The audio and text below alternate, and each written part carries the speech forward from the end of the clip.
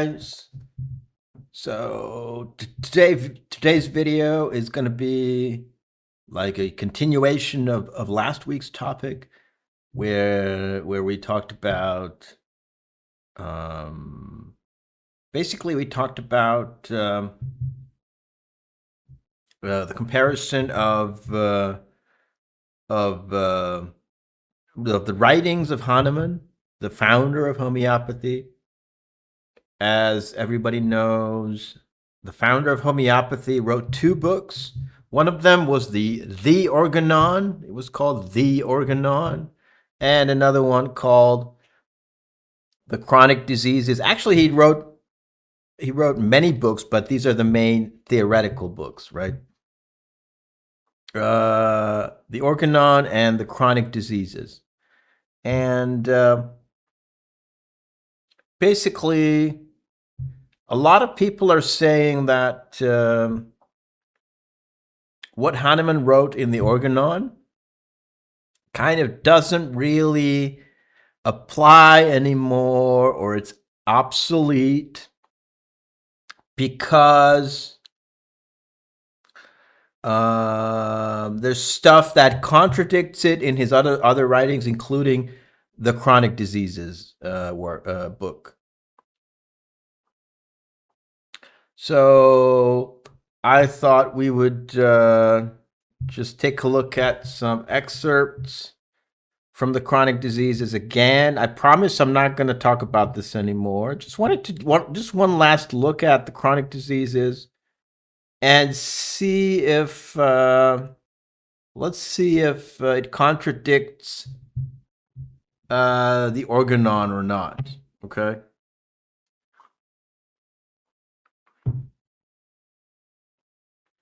Like, if you've been watching my videos, I hope you know that what the situation is around homeopathy, that there's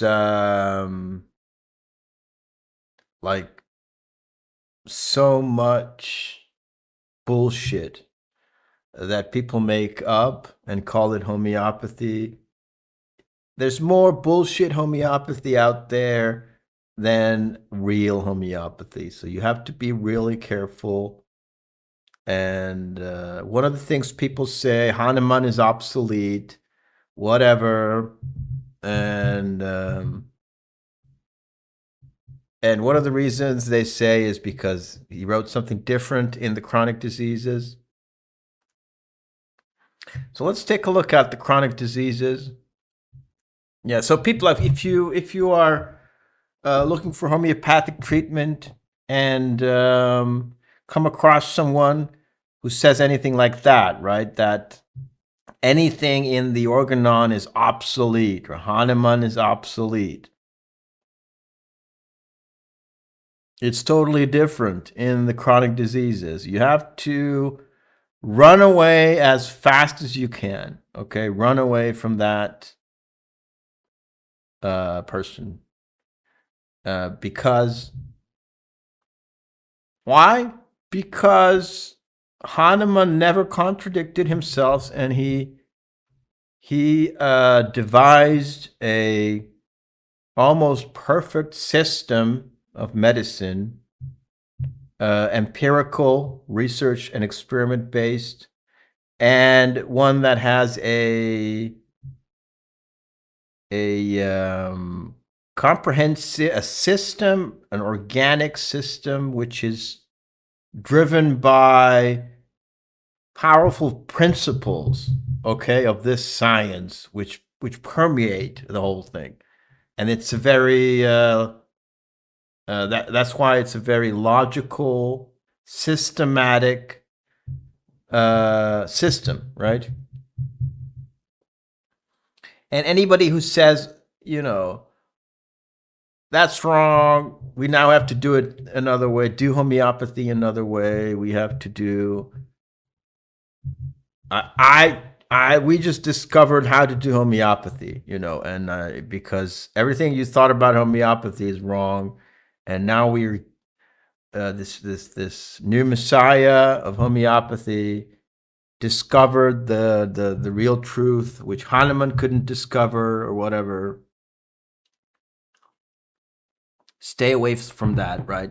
Practical homeopathy, clinical homeopathy. It has many other names. New Age homeopathy. Stay away from all of that and stick to what the founder of homeopathy, Samuel Hahnemann, wrote basically in his books.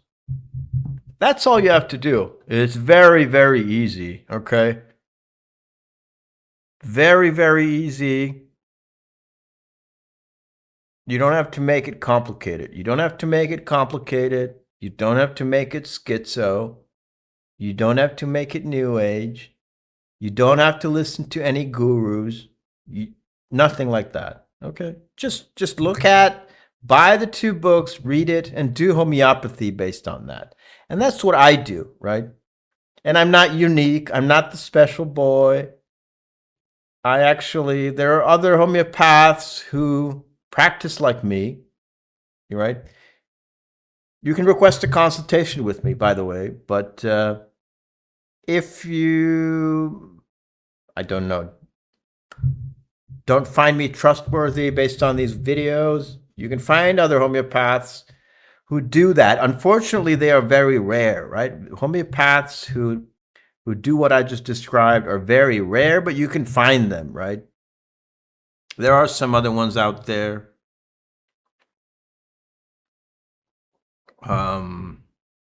Yeah, so let's look at the chronic diseases. The chronic diseases. And I'm going to read this red part. The physician must, therefore, in chronic diseases, allow all antisoric remedies to act 30, 40, or even 50 more and more and more days by themselves, so long as they continue to improve the disease state perceptibly to the acute observer, even though gradually for so long the good effects continue with the indicated doses, and there must not be disturbed and checked by any new remedy. What's going on? This is from the chronic diseases, talking about miasms, which talks about miasms mainly. When you're treating miasms, which is the same as treating anything else, you give the remedy based on the symptoms and you wait 30, 40, 50 or more days. You give a remedy and you wait for a long time. This is described in the Organon, of course,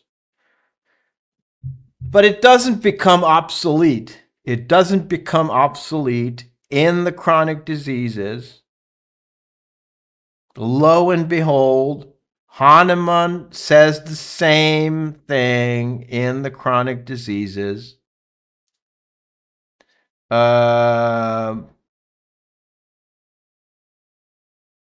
You cannot interpret this as being a refutation of the Organon. It's exactly the same thing.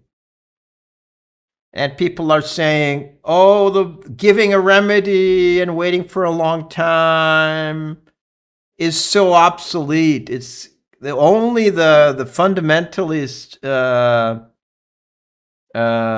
crazy classical homeopaths do that, right? Well,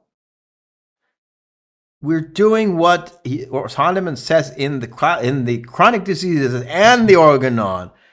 We're doing what Hahnemann says in all of his works, and you have the burden of proof when you want to tell us that the founder of a science is wrong, and you know better than one of the greatest minds of the Renaissance period of mankind. Okay? You have the burden of proof. You understand, guys, how crazy the world has become? I'm the schizo for sticking to what Hahnemann says in his books. And basically, like anybody who says Hahnemann is wrong, it's obsolete, is like enlightened, and they're the cool homeopaths, right? They're the cool ones, I think. That's definitely true. Let's go on. It requires quite an effort to believe that so little a thing, so prodigiously small a dose of medicine could affect the least thing in the human body. Yes, this is just some explanation, right? Why bad homeopaths, idiots out there think that giving a remedy and waiting is not going to work, because how could such as one small dose do so much, right? Or patients who don't get it, people who are not homeopaths, the public,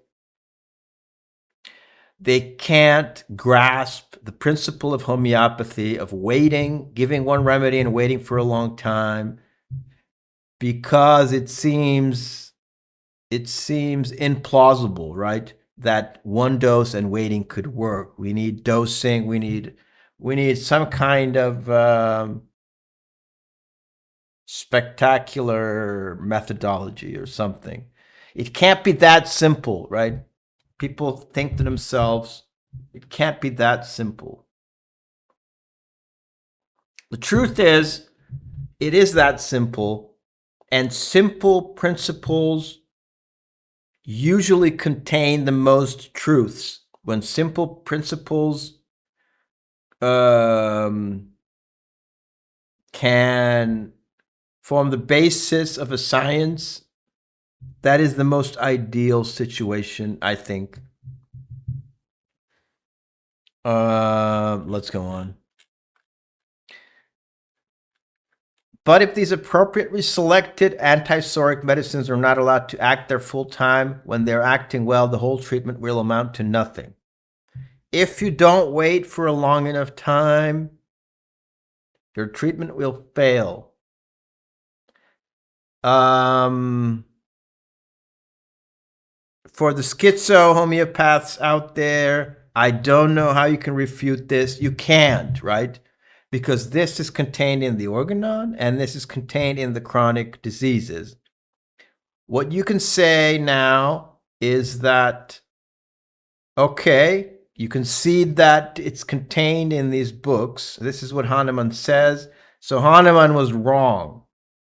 And now you have to defend the position that Hahnemann was wrong, which is preposterous. It's outrageous. You are clowns, okay? You're clowns, basically. It is a fundamental rule in the treatment of chronic diseases to let the action of the remedy selected in a mode homeopathically appropriate to the case, which has been carefully investigated as to its symptoms, come to an undisturbed conclusion, so long as it visibly advances the care and while improvement still perceptibly progresses. What's going on here? The same thing. It's not just that the chronic diseases contains this principle. Hahnemann is repeating it. He's repeating it mercilessly. And it's like every repetition is just I